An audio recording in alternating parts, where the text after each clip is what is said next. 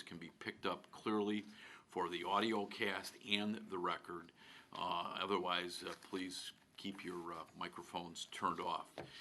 Since we don't have Wayne Messmer or Jim Corneliuson this morning from the Chicago Blackhawks, let's stand and recite ourselves the Pledge of Allegiance.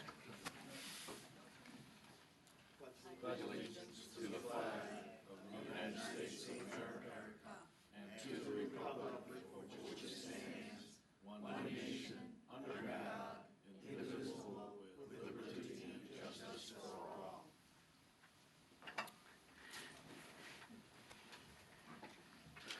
Thank you. Madam Secretary, will you please call the roll? Sure. Director Anderson? Here. Director Buchanan? I guess he's not on the phone. Director Colson? Here. Director DeWitt? Here. Director Durante? Here. Director Frega? Here. Director Fuentes? Here. Director Hobson? Here. Director Lewis? Here. Director McGallis? Director Melvin? Here. Director Pang? Director Ross? Here. Director Totten? Director Traiani? Here. Chairman Dillard? Here. We have a quorum of 13 present with 3 absent. Great, thank you. So we have a quorum. The next item is item 3 on our agenda, and that's the approval of the minutes from the meeting held on January 22nd, 2015. Anyone have any questions or comments on those minutes? If not, is there a motion and a second to approve the meetings as submitted? Director Frega moves that we approve our January 22, 2015 minutes, seconded by Director Totten. Madam Secretary, will you please call the roll? Sure. Director Anderson? Yes. Director Colson? Yes. Director DeWitt? Yes. Director Durante? Yes. Director Frega? Yes. Director Fuentes? Yes. Director Hobson? Yes. Director Lewis? Yes. Director Melvin? Yes. Director Ross? Yes. Director Totten? Yes. Director Traiani? Yes. Chairman Dillard? Aye. 13 ayes and 3 absent. Thank you.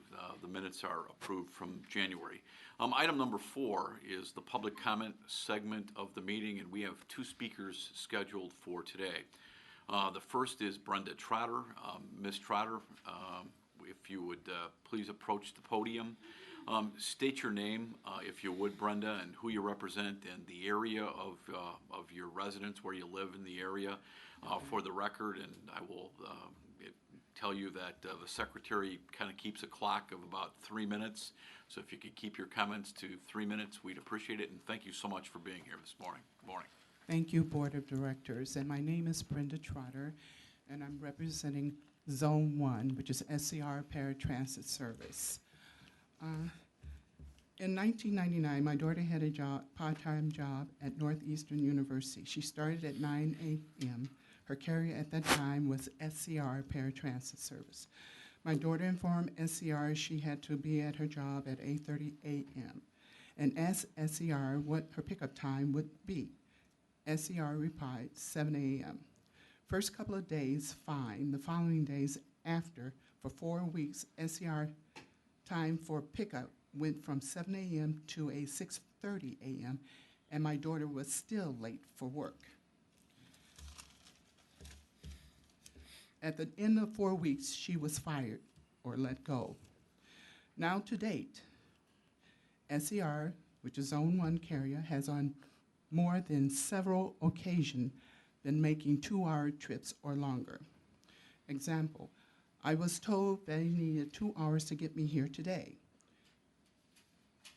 I know where Burger King, McDonald's, White Castle, Caps, little restaurant in Blue Island is, and all in Blue Island. When I got here in the past, it was 1 hour or less. My daughter has come home smelling like pee/urine, which I had to wash everything. Fortunately, it was not her who had the accident. It was someone else who was in the vehicle prior. I have rode in a vehicle that had dry feces on the seat. Thank God I had paper towels. To my understanding, the contract time is a person should not be in a vehicle no longer than an hour and a half or less. Some disabled people have bowel and bladder problems, and I can see and understand why accident can happen if they are in the vehicle longer than they should be. I'm asking the Board of Directors to get SCR Paratransit back on track. Thank you very much. Thank you, Ms. Trotter. Leanne, will you please, whether it's you or someone else on the staff, sit down with Ms. Trotter and get some specifics and report back to us what you think the problem may Absolutely, be and we here. will, SCI, as you know, is a contractor of PACES for providing the Paratrans, one of their vendors. We'll get those details. We'll also talk directly with PACE and get a full report back to you. Thank you. Thank you, Brenda, and thank you for bringing this to our attention. It's very troubling. Thank you. Next, we have Mr. Michael Payne. I saw Michael on my way into the office this morning. Mr. Payne, if you'd please come forward and state your name, who you represent, the area of the Chicago area that you live, and again, you know the drill. It's 3 Yes, minutes. sir. Thanks, Michael. Thank you. Good morning, ladies and gentlemen, and RTA board members. My name is Mike Payne, and I'm representing the CTA Gray Line Project and the Stop the Flyover Group. I live in Lisle, near Naperville. I have been here many times before promoting the CTA Gray Line Project, which would upgrade the in-city Metro electric lines to operate as part of CTA's L system. CTA and Metro both waste hundreds of thousands of dollars each and every day by operating competing and duplicate services throughout the South Side. And it seems that neither RTA or the media will hold their feet to the fire to try and eliminate this before they go raising fares and cutting services in response to Governor Rauner's funding cuts. The Gray Line would eliminate this competition and create a new profitable revenue source for the city, as Governor Rauner has suggested, along with thousands of new Southside jobs. While Chuy Garcia has not mentioned any specific projects that he supports, it would seem certain that he would be more receptive to suggestions than the present City Hall administration. Thusly, a group of community members and organizations are banding together to create a selection of projects requested by the public that could be accomplished in less than 1 year. Chuy Garcia has already expressed that he finds the 300... Michael, Yes, sir. keep your comments away from the mayoral race. Okay, please. I will try to do that. The Belmont flyover would be a waste of taxpayer dollars along with the Ashland BRT. I have provided the Stop the Flyover group with preliminary design and engineering of a type of track configuration that would serve the purpose of eliminating the problem delays without a lot of major construction. Similarly, while the new Loop Link BRT downtown is sorely needed, the $160 million for the Ashland BRT could be used instead to restore the X-Bus expresses on Cicero, Pulaski, Ashland, King Drive, Cottage Grove, Garfield from the Museum of Science and Industry to Midway Airport, and Irving Park Road from Sheridan to Jefferson Park to connect with the Blue Line to O'Hare, and to restore the full number 11 bus route and grant the east extension of the 31st Street bus. All these services could be implemented in less than 1 year at far less than the cost of current proposals. I addressed the CTA Board of Directors last week on these issues, and I will be addressing Metro's Board of Directors next week. 30 seconds. Thank you very much for your time, and I have to leave right now anyway because I have to get a train to get back to Lisle where I live. So thank you very much for your interest. You all have a very nice day. Thank you, Michael, and I'm sure some of the folks at the CTA are listening or watching this, so appreciate you being here. Item number 5 is the quarterly update from the Transit Access Advisory Committee and Greg Pullman.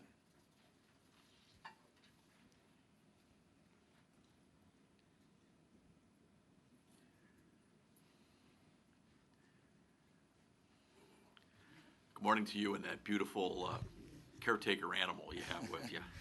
Yeah, good morning. Thank you. Good morning, Chairman Giller and directors.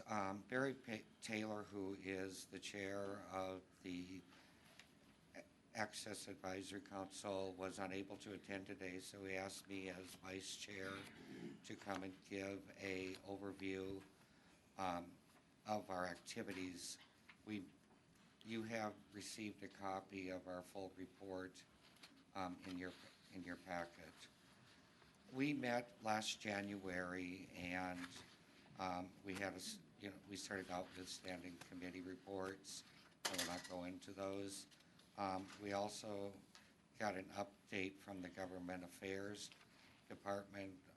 Ms. Anderson informed us that she will be, since there have been so many changes in Washington, D.C. and in Springfield, she is going to monitor the climate in relation.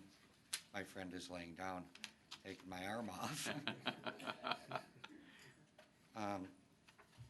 Anyway, the climate in Washington and Springfield, and keeping our committee informed on how the change will impact transit. She also informed us that MAP 21 extension and the Highway Trust Fund ends in May 2015. Chairman Taylor said that if there's any advocacy that RTA would like the committee to give on behalf of, any type of new legislation or any changes that will impact either legislatively impact your finances or impact service levels, that to keep us informed. The other item that we discussed at our meeting was the new website design.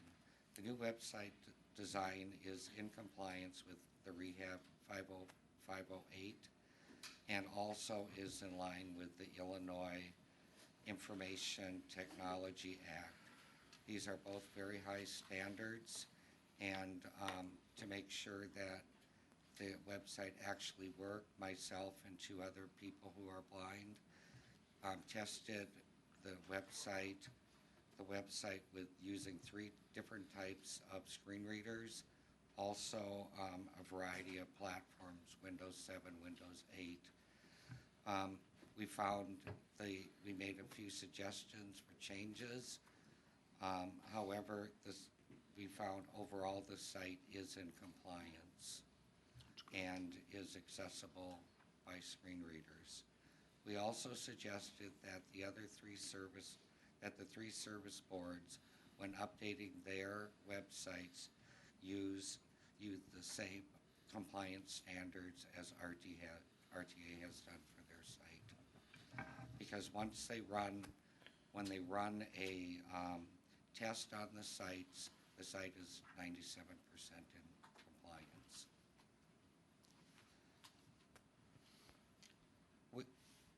We also received an update. We also received an update on the ADA Paratransit Assessment Center project. This project is a 2-year project. They're just completing the research stage, and this is where individuals who are needing paratransit, they go to a site to find out whether or not they're eligible for services. They're trying to find the most cost-effective and efficient way of providing these services. Part of the research project,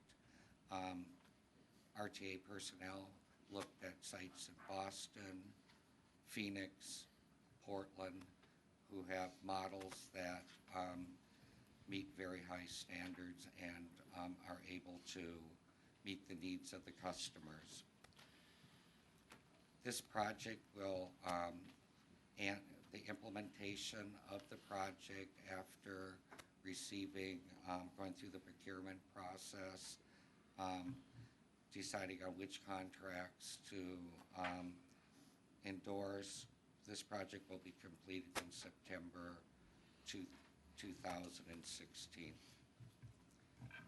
My final My final note that I would like to bring to your attention is ADA 25. This is an effort that's being coordinated by Community Trust. RTA and CTA have signed on as partners in this project. The purpose of the project is to come up with legacy projects related to your industry.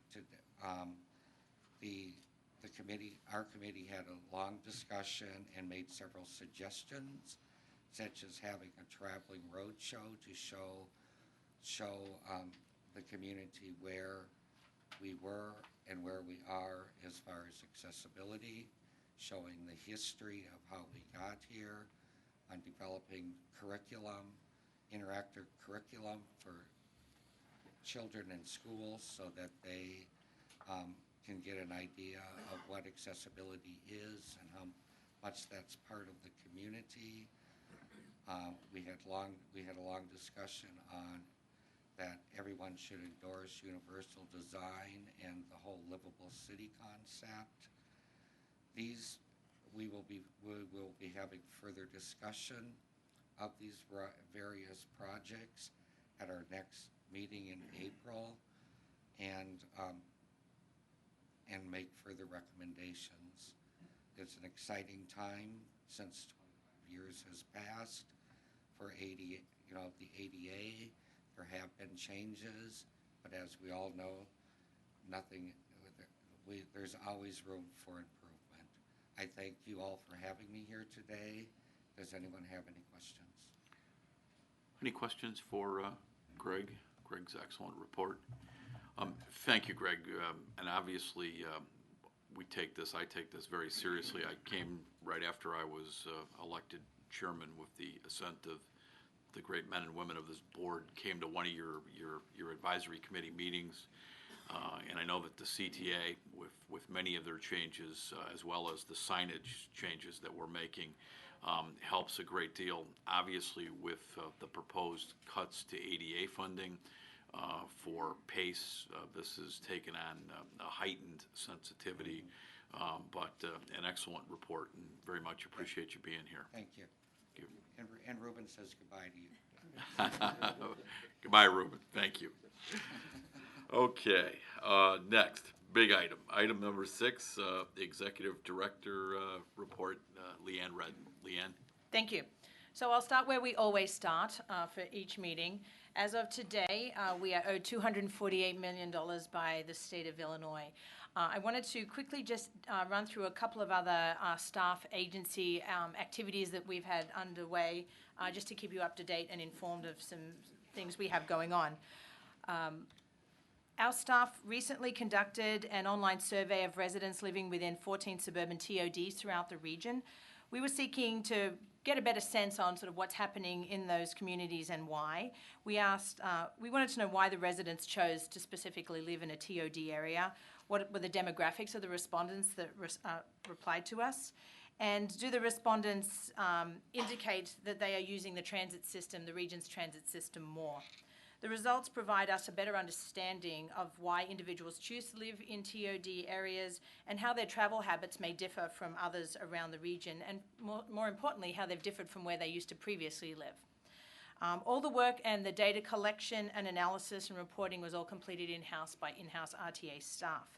There were several recommendations made as part of this, and they're really being used to help us sort of better understand kind of what's going on, but better inform future activities that we, the service boards, as well as municipal planners, and steps they might take in the future to better encourage TOD. Just to give you, there was a group of findings, and they're in the more detailed report that we sent to you earlier this month, but just to highlight some of them, it's really a couple of key areas were better understanding of the need to what we call right-sizing residential parking needs within municipal zoning codes and accommodating that.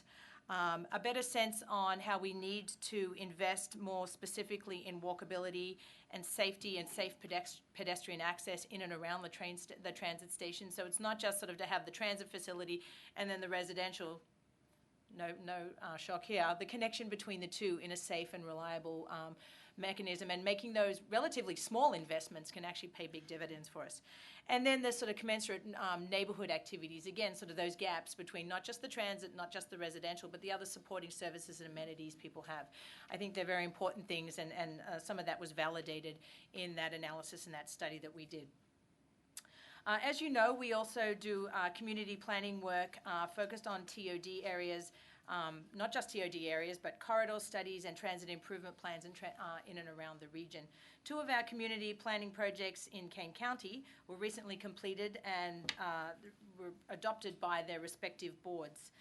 The Elgin-Chicago Station Area Plan in the upper right-hand photo on the slide there was adopted by the City Council back at the end of last year, and it focused on the metro station and the Pace Transportation Center in the heart of downtown Elgin. It recommended that recommendations focused on improving, again, access to buses and trains and strategies to attract residential and commercial development, both kinds of development in the area. The plan recommendations that are intended to guide the city and their staff, their city council and their staff in establishing a more transit-oriented development in and around that station area. In Carpentersville, we also, their village board in January adopted a transit improvement plan. Carpentersville is home to numerous manufacturing sites that employ a number of village residents. Current traditional transit options really don't serve that market. So one of the things that we were looking at was working with them and Pace to better develop a program for traditional van pool type services as a first step solution to providing access between residents and jobs in the area. And the goal of that is to sort of start small and build from there, and if this program is successful, actually build it to more of a shuttle bug or shuttle-based type service in the region. Several of you have probably seen some of these already. We have recently issued updated maps, both paper and online, for both the system map and the region, I should say the downtown map and the region map. Both give a nod to the marketing campaign also of Ride On that we are underway with. The maps also are available in Spanish as well, and we have sent them out to well, they've captured some of the changes in the system over the last few months.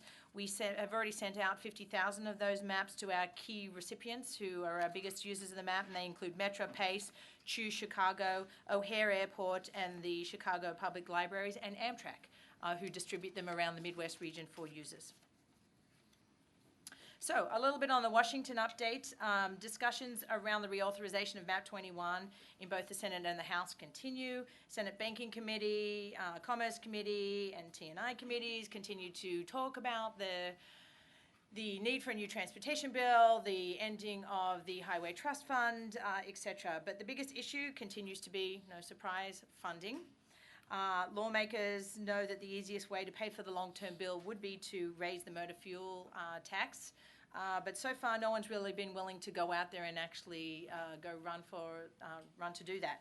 So we continue to stay engaged.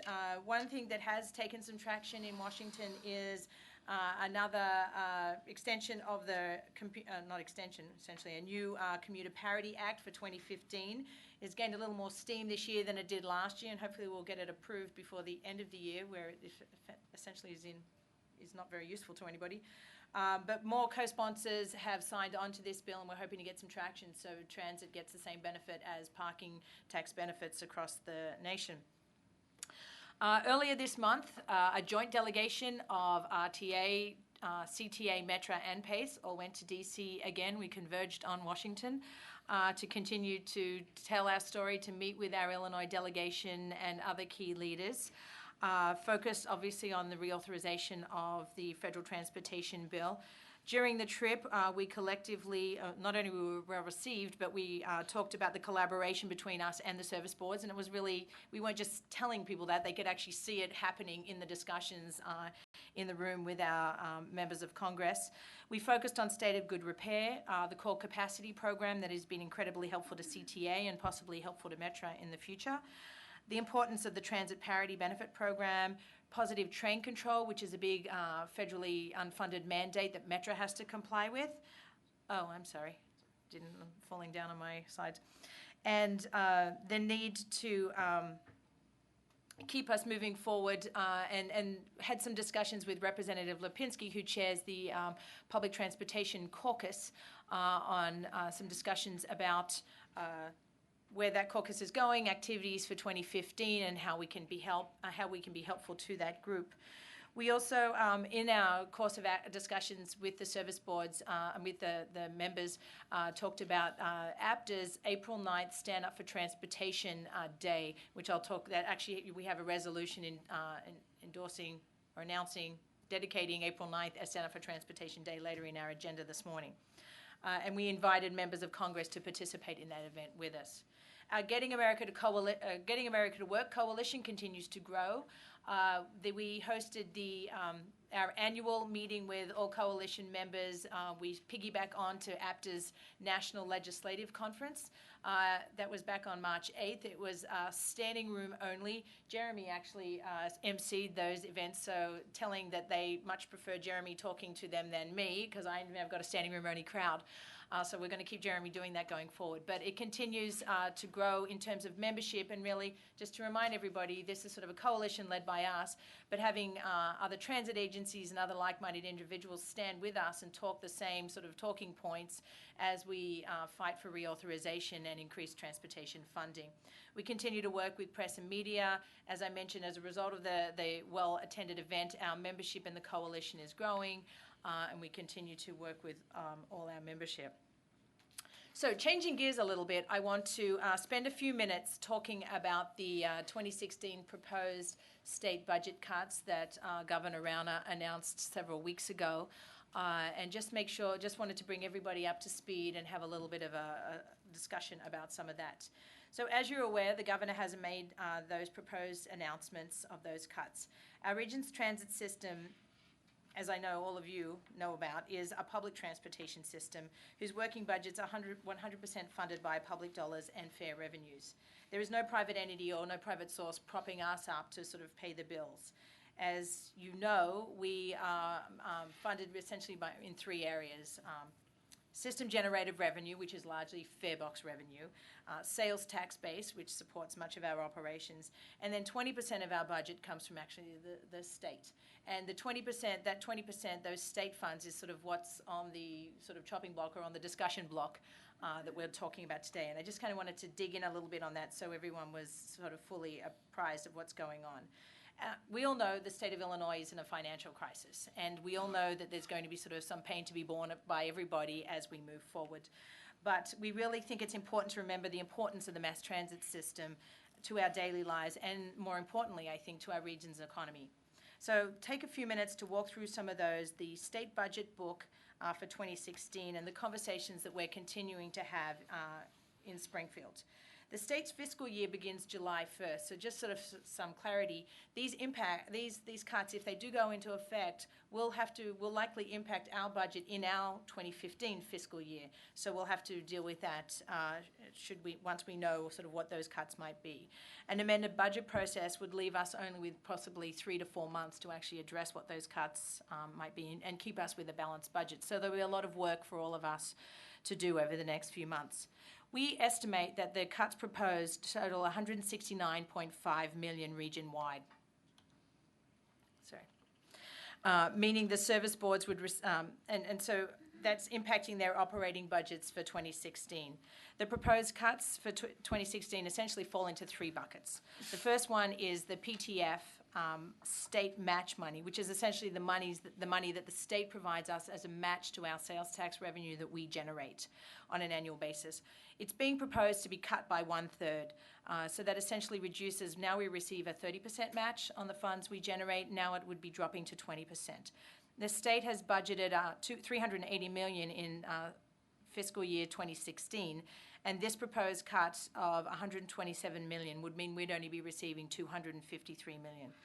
The second bucket, as we're referring to it, is coming from the region's $34 million reimbursement for administering the state-mandated free and reduced fare ride programs, which costs our region as a whole about $130 million to provide those services. The governor also proposed eliminating $8.5 million in ADA paratransit service reimbursement used to reimburse PACE for a small portion of the costs for providing the federally funded paratransit services across our region. It scrolls down. So public transportation is a proven catalyst for economic growth. Nationally, for every $1 invested in public transportation, $4 in economic returns are generated locally, creating economically vibrant and prosperous communities. And I think Chicago is lucky to have such a robust transit system. Chicago is listed as the #1 city for corporate relocations, and we believe that is due largely, and we've heard cited from many people moving into our region, that the transit system is a key factor there. As you know, the transit system of our region employs about 13,000 people also. And the 13,000 people, and nationwide the transit system employs 400,000 people. Who would be impacted by these cuts? Our region provides 2 million rides on a daily basis. Should the regional riders have to find another way to move around the region, and knowing that our state highway and roads are already clogged with traffic, that would put more cars back on the roads and really create a more congested environment for all of us. Some of the numbers for us to consider: 42% of our traditional commuters, residents commuting from outside the city of Chicago to jobs within the city of Chicago, take transit on a daily basis. 38% of our regional households use public transportation at least once a week. So the system is important to us. People rely on our public transportation system. So let's take a closer look at what the proposed cuts. As I said, 20% of the regional transit operating budget is made up of state subsidies. When you look at the state dollars each service board is expected to receive in 2016, you can see these cuts are substantial. The balanced budget and plans that the service boards were based on receiving these state funds. 60% of Metro state funding is being eliminated in a time the railroad is raising fares and undergoing a sorely but long-needed modernization plan. 45% of CTA's funds are in jeopardy in a time when demand for the L system is actually growing. 40% of PACE's funding is on the chopping block, and at the time when we hope it can continue to expand its services. If these cuts are signed into law, the transit region would essentially be sent back to a time around 2009. And some of you were around when we did a lot of hard work on addressing the structural deficits that the transit system was facing, and the work and the revisions to the RTA Governing Act in 2008 to collectively get our fiscal houses in order. Specifically, the ADA paratransit, the proposed reduction in the state's matching funds, would take us back to 2005 funding levels. Remember, this is a federal mandate and not a requirement by which the state can relieve us of. The proposed cuts disproportionately hit the CTA hardest, which provides 81% of the region's rides and has the highest recovery ratio of all three service boards. It cuts $130 million of the region's expected $404 million in state operating subsidies to the region's transit budget. That is 9% of its operating budget. If you remove certain non-discretionary funding from that look, things like bond payments, pension payments, that cut actually rolls up to about a 15% cut of their operating budget. Let's look at some of the local economic impact numbers of capital investment when it comes to CTA. From 2004 to 2009, CTA undertook a Brown Line capacity expansion project. The Brown Line corridor is near the Red and Purple Line corridors, whose modernization plans are now in the planning stages. The Brown Line work for the CTA invested over $553 million, lengthened the platforms to accommodate 8-car trains, reconstructed 16 stations, and added ADA access. The results were dramatic.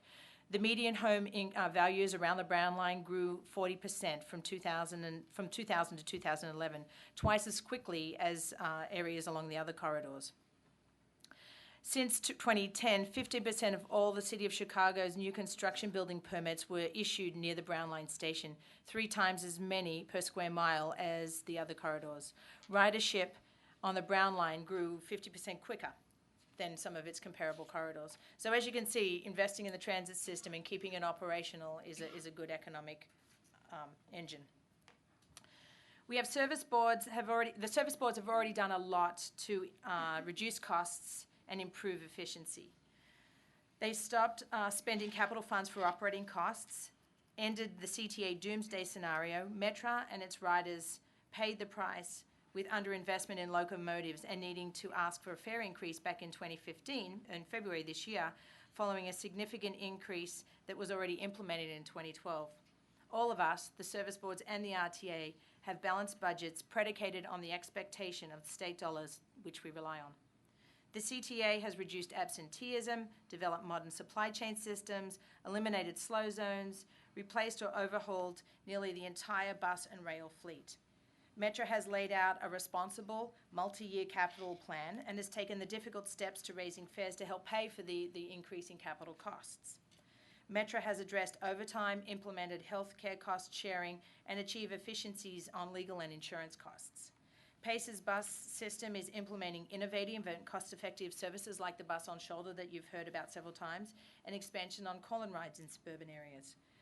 And they're gradually converting their fleet to compressed natural gas to lower fuel costs and to mitigate the effects of volatile diesel fuel prices. We are doing much more with less these days. The operating cost per passenger mile, and we just heard a lot of those stats in the peer performance, is 56 cents per mile, the lowest cost per mile compared to our peer regions across the country. We rank third in the top 10 cities for miles between major mechanical failures, despite the fact that 30% of our region's vehicles have reached their minimum useful life.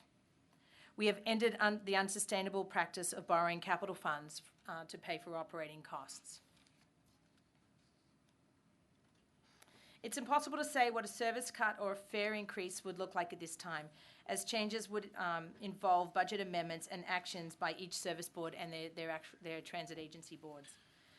There's a lot of work for us to do ahead. Looking at each proposed cut individually, for example, each service board, the vastness of these cuts can be looked at in a variety of different ways. These cuts, for example, would equal $130 million equals 30% of CTA's fare revenue. $130 million equals eliminating 10 weeks of bus service. It could also look at it's the equivalent of cutting more than 23 weeks of rail service on the red, orange, and brown lines. To illustrate, 20% of CTA bus service represents top 9 CTA bus routes, representing about 25% of the annual ridership. The bottom 72% bus routes, or over 50% of CTA's 128 bus routes. Looking at Metra, 20.8 million roughly equals eliminating the public subsidy for the Heritage Corridor plus the Southwest service, or the Heritage Corridor plus the North Central service, the BNS Railway service, or the Milwaukee West service, or 30% of the service on the Metro Electric line. If Metro had to raise 20.8 million through fares, they would need to raise them an average of about 6%. And that would be in addition to the fare increase that they already implemented this year. These are not choices anybody wants to have to make. PACE's 10 million proposed cuts would equal the elimination of all suburban services for 3 weeks, elimination of all Kane County services as an example for 1 year, closing the North Shore and the Heritage divisions for 1 year, or for example, eliminating all suburban dial-a-ride and community service in Niles, Highland Park, and Schaumburg. These were just meant to be some illustrative examples of what these numbers total up to. Though capital funding is not directly affected by these cuts, we cannot ignore the upcoming expiration of the Highway Trust Fund and the Federal Transportation Bill in May. Our federal funds are also challenged and stretched thin. And to a rider, there's really no difference between an operating and a capital budget. These cuts come at a very difficult time for us. The level of capital investment the region will receive is estimated to be, we really need it to be between 500, we have it at about 563 million to about 763 million over the next 20 years. And we really need to be almost doubling that amount of money. We want to be part of the solution. We want to find some middle ground which provides for the least cuts possible, and we will keep talking, both with the Governor's Office and with the Legislature. We want to restore critical state funding to the region's transit system and unfunded mandates. The uncertainty of these funds makes planning for all of us very difficult. It may be that with the Governor's support, we have to look to new sources of public revenue. If the cuts were enacted, which can only happen through an act of the Legislature, It would make it difficult to avoid raising fares, it would make it difficult to avoid raising fares, reducing service, or considering job cuts, or combinations of all of those. So that gives you a sense of where we're at. We will keep you apprised as conversations develop over the next few months. I suspect it will be a long legislative session in Springfield, and I'd be happy to answer any questions you may have. And on a brighter note, Are there questions or comments? Yes, Director Durrani. Those are interesting statistics, Leanne. What would be an interesting statistic would be, what if we asked our patrons if we had to increase fares, what would the fare be to get on a CTA, or Metra or PACE? That would be an interesting statistic. and it's a little premature for us to sort of speculate to those specifics right now. As we said, it's going to be probably a combination. The reality is it's going to be a combination of service cuts, fare increases, and other belt-tightening measures. Hopefully there'll be some new revenues. As we go forward, we continue to work with the service boards. We can't sort of say that a fare would be X or Y. As you know, Metro has a zone system, so it would be different across its different zones. But we are having conversations, us and with the service boards, on what those scenarios might look like, and we'll continue to report those as the numbers become a little more refined, a little more specific from what might actually move forward with the legislature. Yes, Director Lewis. Leanne, in the past, we've talked about the economic impact on the northeast part of Illinois by virtue of what transit provides. Is there a way for us to calculate what this might potentially cost in terms of lost revenue or lost income for the state as a function of having to implement some of these draconian standards? We will continue to try and crunch some of those numbers. We do know some of these broader statistics, like a 4-to-1 return, sort of every dollar you spend. We gave you an example of sort of some of the improvements that the Brown Line investment sort of made to the system. We will continue to try to identify some of those impacts. We are also working with other partners in the region who, look at economic development to try to put some numbers on some of those. But it is a moving target. These are proposed cuts, and who knows where we'll ultimately end up as we go forward. I think my concern is I hear a lot about the cuts that the budget proposes, but we don't hear a lot about the impact that it'll have economically, because there is a direct correlation between reducing service levels and employment and job capabilities for people who depend upon transit. Any other questions? Just to piggyback what Director Lewis said. I mean, it's very clear where public transit goes, the community grows. Those numbers from the Brown Line are staggering in terms of property values along that route. Where you see President Claypool and the CTA opening new stations, if you take a before and after picture of the private development that takes place around those transit-oriented developments, it's staggering. It also improves the security of the neighborhood and the livability. And as we go through this process, one of the things that Jeremy LaMarche, our Government Affairs Director, myself, and Leanne are going to stress is that all the other states in this country and all of our peer competing cities are increasing more in mass transit. Mass transit is more valuable today than ever before. We'll have another discussion another day about our changing workforce and the millennial generation, which really relies on mass transit. But it is very clear that when you invest in mass transit, the return on your dollars are massive. We are an economic engine, let alone the quality of life for people, as the one witness talked about her daughter. So it's a quality of life issue, but I want to stress the return on investment of mass transit, and I always have looked throughout my career as a state legislator, somebody who worked for governors, worked for Senator Totten at one point in time. Why are other cities and states investing in mass transit? Why does New York spend 4 times more per capita than we do? Because they know that mass transit is critical to job creation, and we can't shoehorn any more people on the elevated than we do today. We have core capacity issues because there are more people working downtown Chicago today than at any time in the last 20 years. And I want our new generation of people to stay here and not go to Seattle or Boston or San Francisco, where they're investing more money in mass transit. And the demographics have to be watched. And then last but not least, Leanne pointed out very well that our service boards have sharpened their pencil and have made significant reductions in their cost.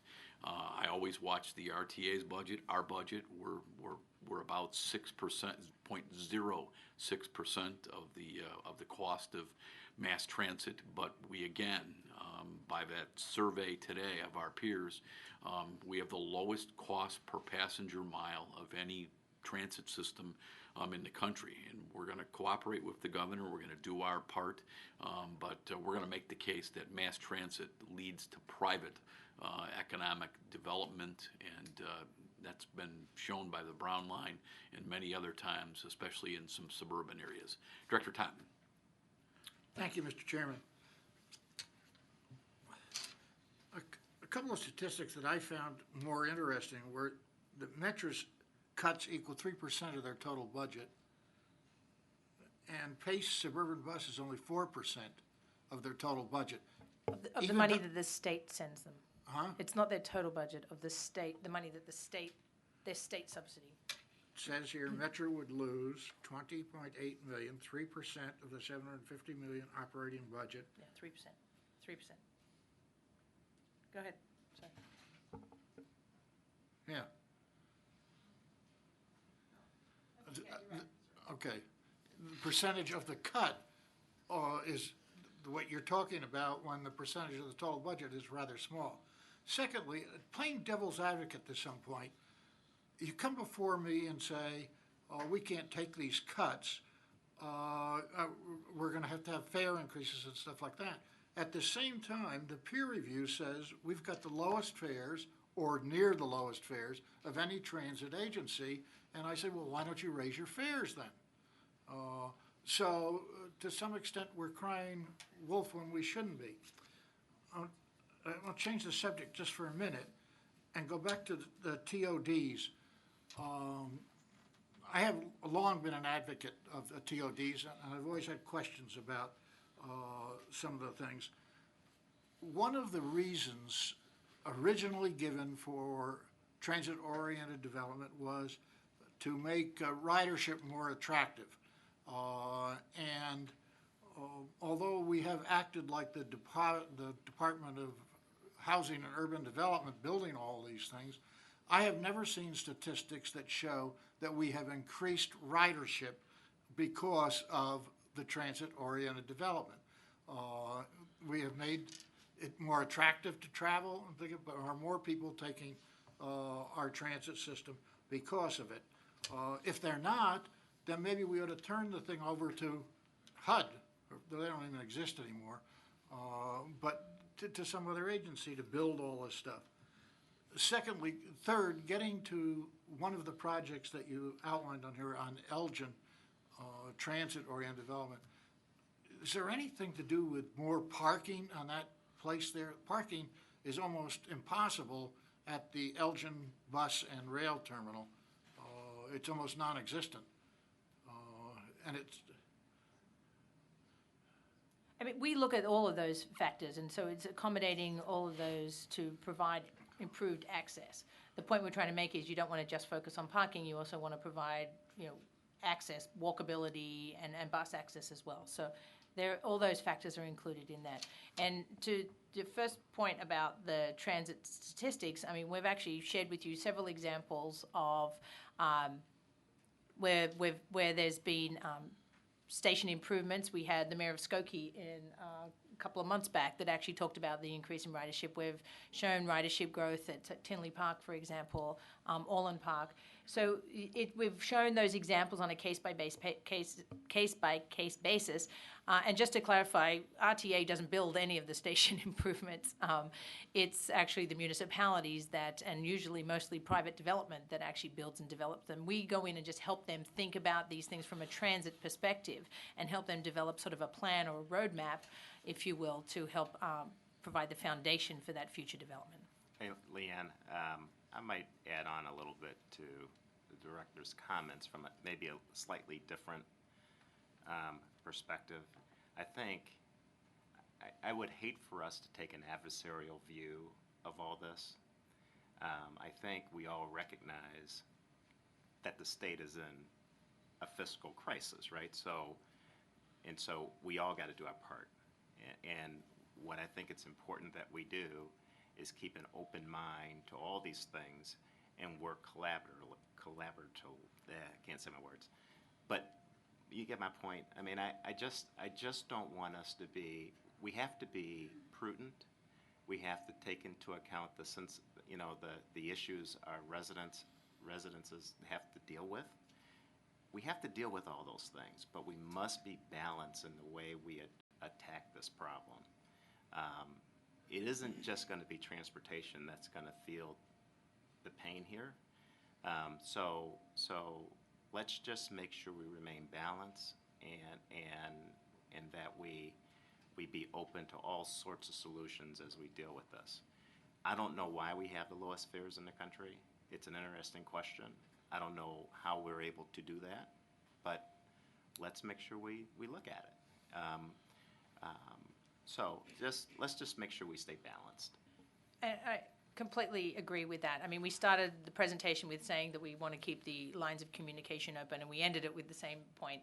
Everything is on the table. We know that. We know that the state, we're a long line of many who are facing potential cuts as well. So we know we're not on an island by ourselves. But some of the stuff we presented here, we presented in a way that it's going to be disastrous, and it's almost scary. It kind of scares you. It's like, wow. Let's not take that stance. Let's make sure we're first really focusing on all the different elements, addressing all the different elements, working together to come up with a solution, keeping in mind that a lot of people really depend on us, and making sure that we take care of our people and all those things. But let's recognize we got a real problem in our state, and everybody's going to have to come to the table and work together to try to solve it. Absolutely. My attitude from day one, and I think it's Leanne's too, when we first got with that there are proposed budget cuts, Director Anderson, is the same as yours.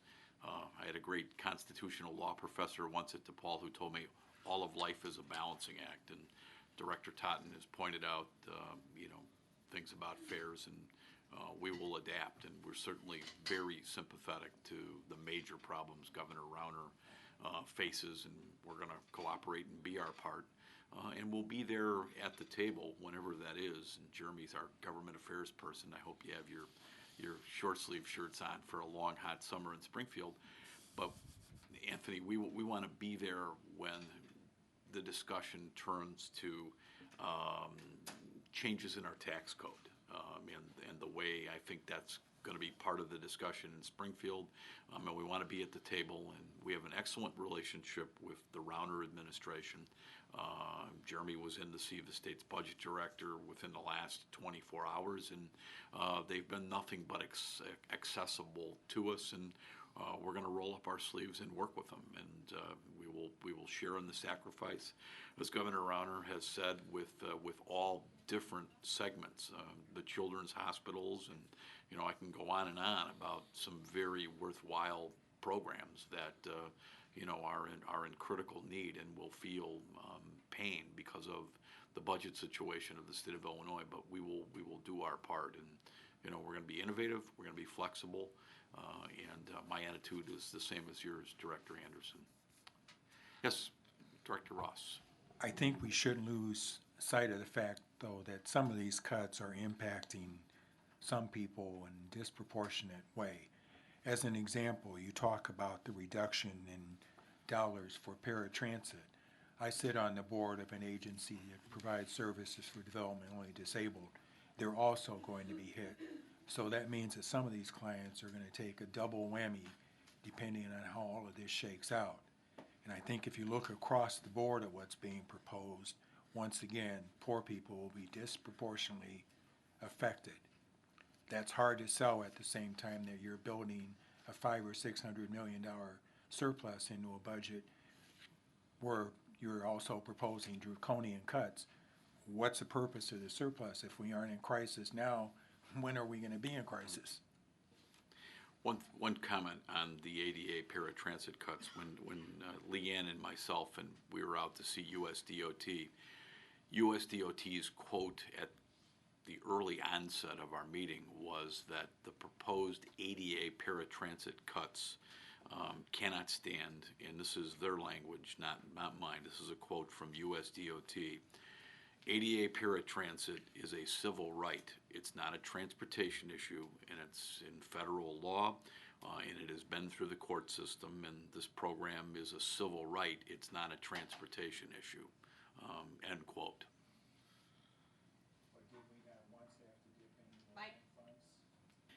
Well, I think the point is that it has to be provided regardless of whether we get subsidies or not. So it's a program and a service we'll provide off the top of everything else that we have to do. But the mandate is on us, it's not on the state, is my point. Correct. But to your point, Director Russ, you're right. It would come off the top. ADA paratransit would be funded at the expense of the other service boards if it comes off the top.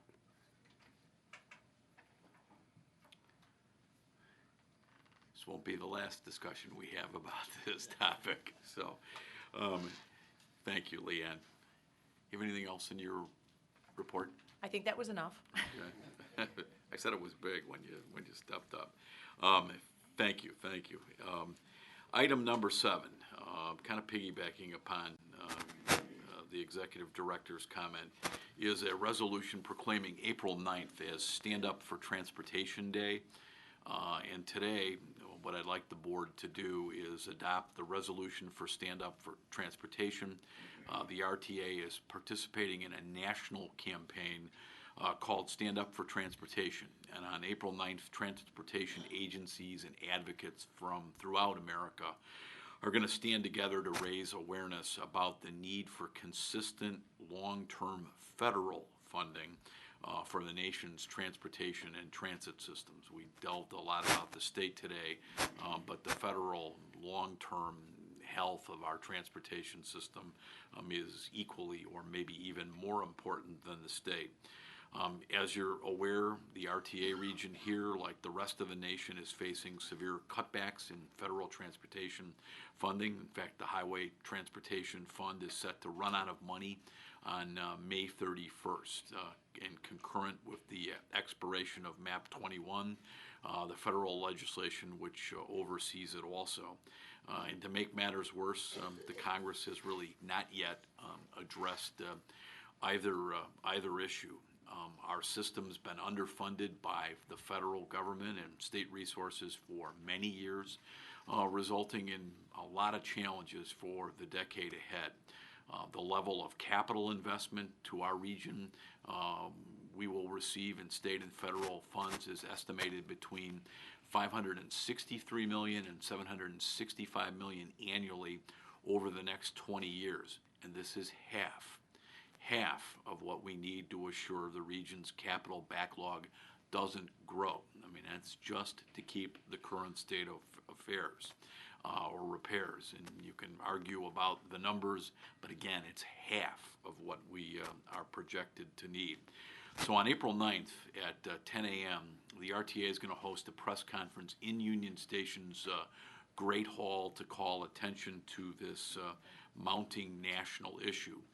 This event's going to be followed by a public education campaign promoting 25 ways transit capital investment benefits our region and other major cities and regions in America. And it's our hope that our work together on April 9th, in the weeks following, will move federal legislators to pass a long-term, sustainable legislation with robust funding. I cannot stress and thank our congressional delegation enough. We were in Washington and kind of trapped out there for an extra day because of a major snowstorm in a bipartisan fashion, to a T. Our congressional delegation understands it, and they have been tremendous allies with us. And one of the benefits, and Illinois is a donor state, but one of the areas that Illinois can recoup some of the money we sent to Washington historically, one of the best ways, is through transit. And we want to return every federal dollar we can to Illinois.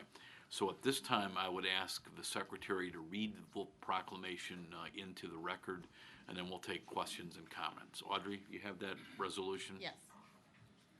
This is a proclamation establishing Stand Up for Transportation Day, a National Transportation Infrastructure Day in northeastern Illinois on April 9th. Whereas April 9th, 2015 marks Stand Up for Transportation Day, a national transportation infrastructure day that highlights the critical need to invest in updating our nation's transportation infrastructure. Whereas the transit system, overseen by the Regional Transportation Authority in northeastern Illinois, is the second largest in the nation by passenger miles traveled in the United States, providing more than 2 million passenger trips per weekday to a population of approximately 9 million people throughout the RTA service region. Whereas transportation is the economic backbone of our national and regional economy, and public transportation is an important part of our national and regional transportation system.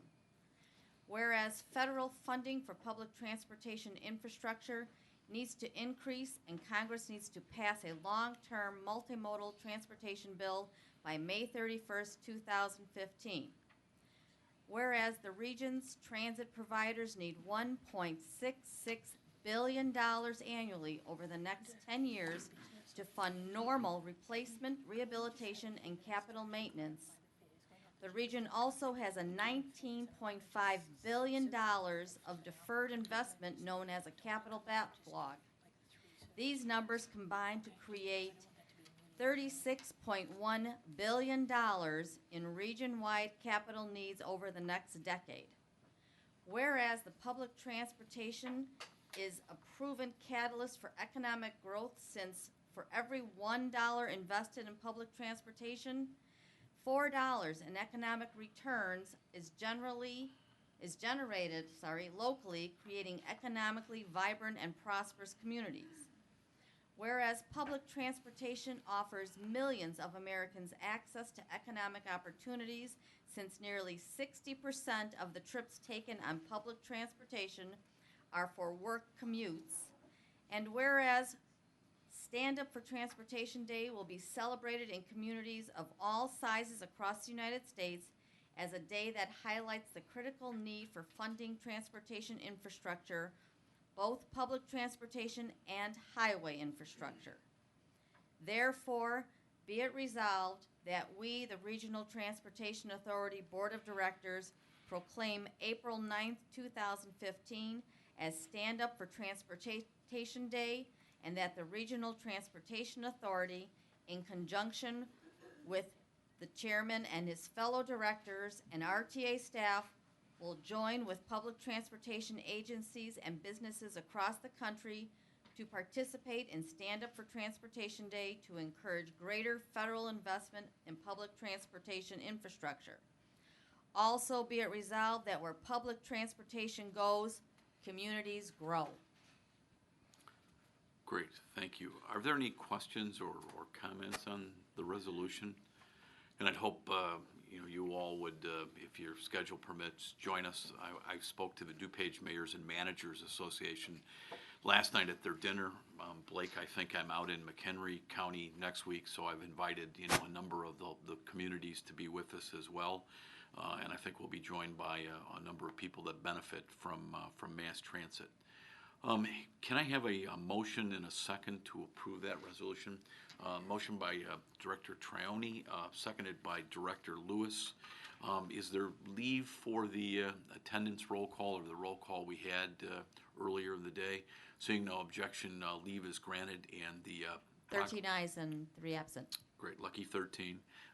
The proclamation is adopted. Moving on, item 8 is the approval of contracts and procurement items as they appear on the board agenda. We have one contract for today, and that is, and Jeremy, I don't know if you want to explain it, but I'm certainly. I can just quickly Sure. run through. What you have before you is a proposal to enter into a contract for state and legislative consulting services with Nancy J. Kimmy of NJ Kimmy and Company for a contract period through July 31st for a total contract amount not to exceed $35,000. Nancy Kimmy, as I think many of you actually know, we wanted to bring her on board. She has a long history of state government service and has served in some of the highest non-elected positions in the state. She was most recently served as the senior transition advisor to Governor Rauner's transition team. So, and has provided a lot of counseling and support at all administration levels. Prior to that, she was the chief of staff for the Illinois Comptroller Judy by Topinka. We think that bringing Nancy on board, especially at this time, could be very helpful to our ongoing discussions in Springfield. And with that, I would ask for your approval of that contract. Great. Nancy Kimmy is a fiscal expert, and there's no one more knowledgeable on state finances that I've ever met.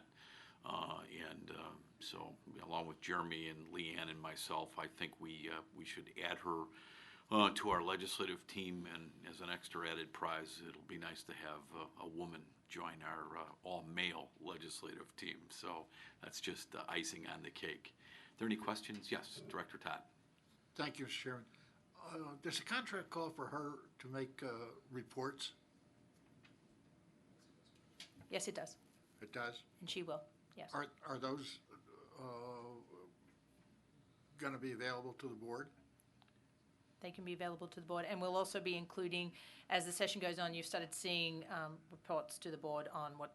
Status? Yes, status kind of reports of stuff. spring, yes. The second thing is, at the last meeting, I raised the question of the certificate that we ask contractors to sign, that there was no provision for felonies. Well, to I think a lot of people's surprise, pages 3 and 4 of the certificate were not issued to board members. And that has the requirement in it that the contractors or other people involved do not have any felony convictions. So that's fine, and I understand that's now going to be made available to all the board members, the pages that were missing on the certificate. So I thank you. Thank you. Yes, Director Colson. Aren't our lobbying contracts up every spring for state and federal? The timing of this actually ends, our other contracts end July 31st, so the timing of this ends with those, and then we can reconsider how we want to move forward with any and all contracts for future years. Yeah, the timing, Director Colson, is these will be open for bid again this summer, but obviously the legislature is in full heated swing. And we want to add her for this particular legislative session to provide counsel to us and help, hopefully. All right. If can I have a motion on approving it? Thank you, Director Ross. Director Ross moves, seconded by Director Durante, that we approve the contract for NJ Kimmy and Company. Is there leave for the attendance roll call on this? Seeing no objection, leave is granted. And, 13 ayes and 3 absent. that will be adopted. Next is the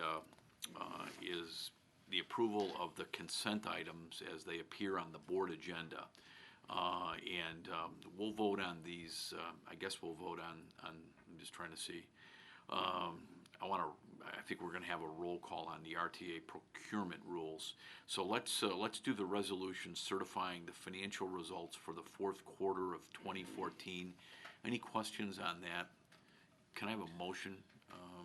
So moved by Director Frega, seconded by Director Fuentes to adopt the certification of the financial reports or results for the fourth quarter of 2014.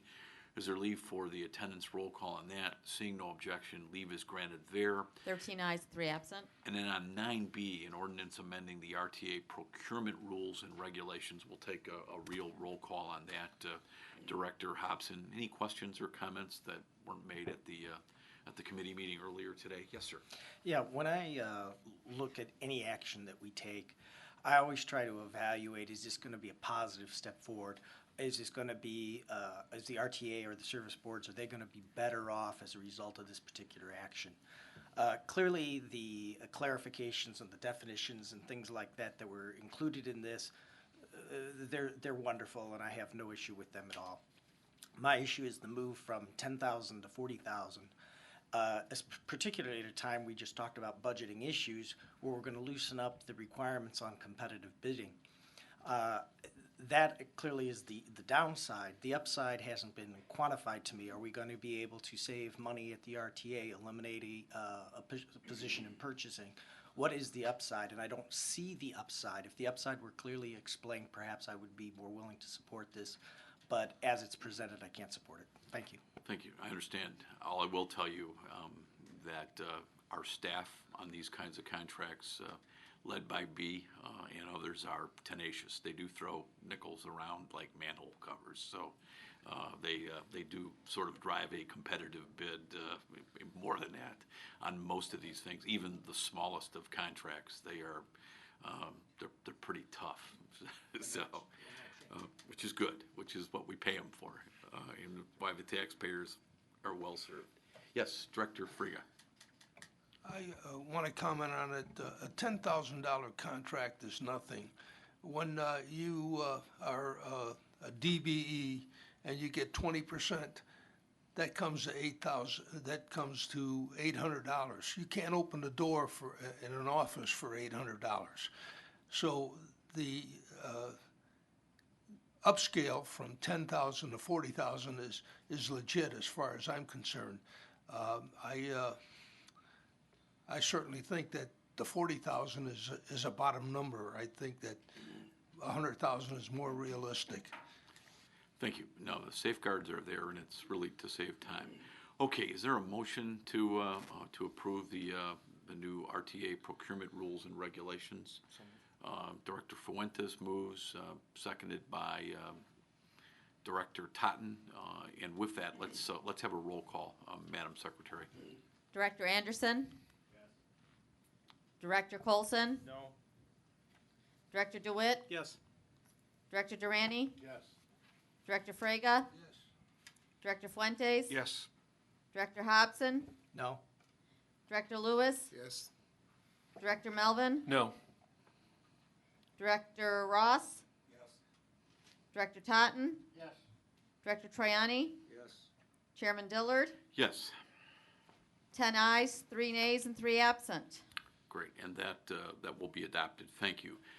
Moving along to new business. I know that Donna wants to clarify just a little bit on where we really stand with respect, or Yeah, I Leanne, think the conversation got a little skewed on the fair rates that we have vis-a-vis our peers. And just before we wrap the meeting, I just thought it would be helpful for Donna to actually give the real statistics based on the comparisons to our peers, so people don't walk out thinking that we are the cheapest in the country, because that is not the case. Okay, thank you. Unfairness. So just to clarify and to start out, we are the lowest in operating cost per passenger mile, and that is the statistic that we were talking a lot about for the region. But in terms of fare revenue per passenger trip, we're actually on a regional basis the second highest. Washington, D.C. is the highest, and they have a distance-based fare and tend to generate more revenue per passenger trip as a result of that. The third is New York City, and they're at $1.44 on average, and we're at $1.45.